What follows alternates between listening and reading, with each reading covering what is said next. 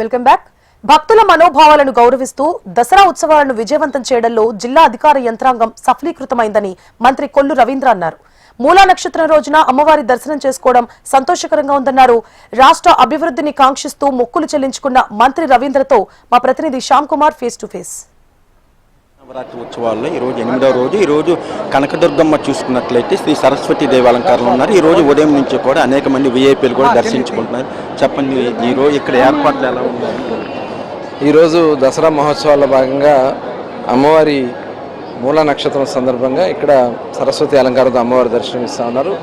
ఉదయం తెల్లవారుజాము నుంచి కూడా మొత్తం టోటల్ అన్నీ కూడా ఫ్రీ దర్శనాలు చేశారు. ఎక్కడ కూడా విఐపీ దర్శనాలు లేకుండా మరి ఫ్రీ లైన్లోనే ఏర్పాటు చేయడం వల్ల భక్తులు కూడా చాలా సంతృప్తిని వ్యక్తం చేస్తున్నారు. వాళ్ళతో కూడా మాట్లాడడం చాలా బాగుంది, ఎక్కడా కూడా మాకు ఇబ్బంది లేదని చెప్తున్నారు. అలాగే లైన్లో కూడా వాటర్ కానీ, అలాగే పిల్లలకి మిల్క్ కానీ, అలాగే ప్రసాదాలు కానీ అందించడం కూడా జరుగుతుంది. అలాగే అన్నప్రసాదం కూడా, ఫ్రీ అన్నప్రసాదం కూడా ఉంది. ఇవన్నీ కూడా ప్రజలు చాలా సంతృప్తిని వ్యక్తం చేస్తున్నారు. అధికారులు చేసినటువంటి ఏర్పాట్లు చాలా అద్భుతంగా ఉన్నాయని చెప్పి వాళ్ళు తెలియజేస్తున్నారు. మనస్ఫూర్తిగా అభినందిస్తూ ఉన్నాం.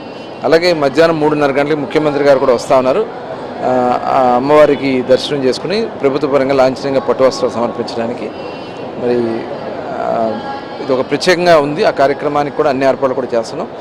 ఈరోజు ఎంతమంది భక్తులు వచ్చినా కూడా ఇబ్బంది లేకుండా అన్ని ఏర్పాట్లు కూడా చేయడం జరుగుతుంది.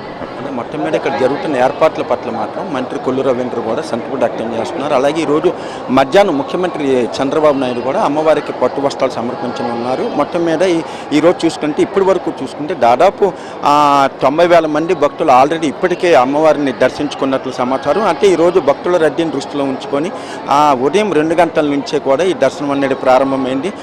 చెప్పండి, మీరు ఎక్కడి నుంచి వచ్చారండి? గుంటూరు నుంచి వస్తున్నామండి. ఎలా ఉన్నాయండి ఇక్కడ ఏర్పాట్లు? ఎలా ఉన్నాయి? మీరు ఎంతసేపు అయింది క్యూ లైన్లోకి వచ్చి? క్యూ లైన్లో వచ్చి దాదాపు 3.5 hours. రాత్రి 1 గంటకు వచ్చారమ్మా? ఇంకా ఇక్కడే ఉన్నాం. అంటే ఎక్కడ అంటే బాక్స్ లో మొత్తం అదంతా పూల మార్కెట్ కలిసి మొత్తం రో పార్టీషన్ పెట్టి కొంచెం ఒత్తిడి లేకుండా ఉండాలని రో పార్టీషన్ పెట్టి పోలీస్ కోఆర్డినేషన్తో పంపిస్తూ ఉన్నారు. అలా పెడదాం బెటరే. అందరూ క్రౌడ్ అంతా ఒకసారి వెళ్ళిపోయింది అనుకోండి, ఇబ్బంది పడతారు కదా.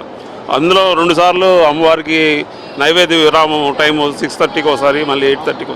అది దానివల్ల ఇప్పటికే చూసుకుంటే ఈరోజు దాదాపు 3 లక్షల మంది భక్తులు కూడా వచ్చే అవకాశం ఉందని కూడా అధికారులు భావిస్తున్నారు.